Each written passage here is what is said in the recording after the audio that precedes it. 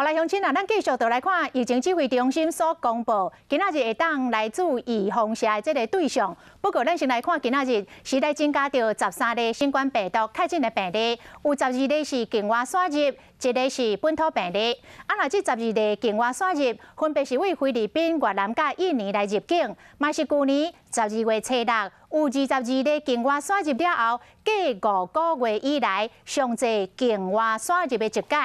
那这个本土病例是诺富特饭店工程部的员工，是本国籍30多岁男性，常常甲这个房务部有咧往来，尤其是甲暗号1120甲暗号1129这两个房务员有密切的接触。台湾目前确诊的病例数1173例，12个人死亡。那有新增13例的案例。那其中有12例是境外移入，那1例是本土的案例。诺富特防疫旅馆的员工他编列为1174号，那是本国籍30多岁的男性，那没有出国史，那经常与业务部与防务部往来，与个案1120跟1129都有密切接触。那1174在4月9日他已经到检视机场防疫旅馆清空的计划到集中检疫所，当日采检的核酸检测及血清抗体皆为阴性。那5月3日起才陆续出现有喉咙痛、发烧、肌肉酸痛等情形。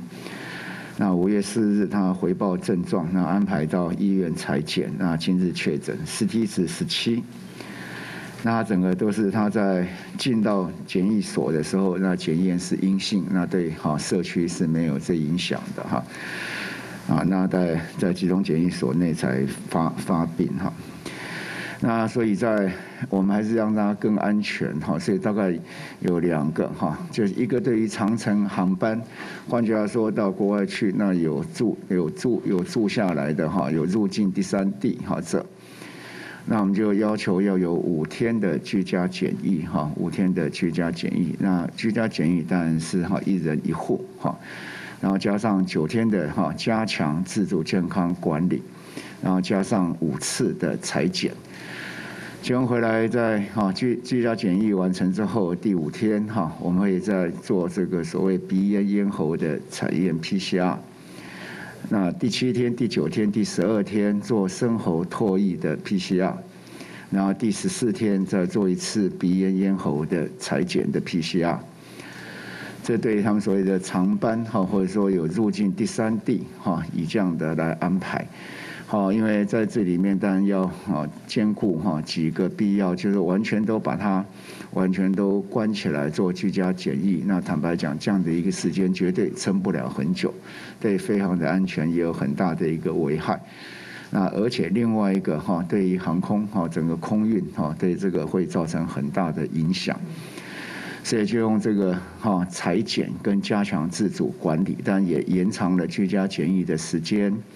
那用加强的自主健康管理，加上整个5次的采阴但是要采检是阴性，以这样希望能够在比较短的时间确保整个机组人员的安全好来，乡亲啊，拄则指挥官陈时中有讲到防疫的新措施，为着要降低到疫情传播的机会，为5月初10，也就是后礼拜日开始，将要开放到军人甲65岁以上的长辈者，会当来自预防社。另外，因为华航的机组员有袂少人患着病毒，所以指挥中心宣布，即日开始实施着清零的计划。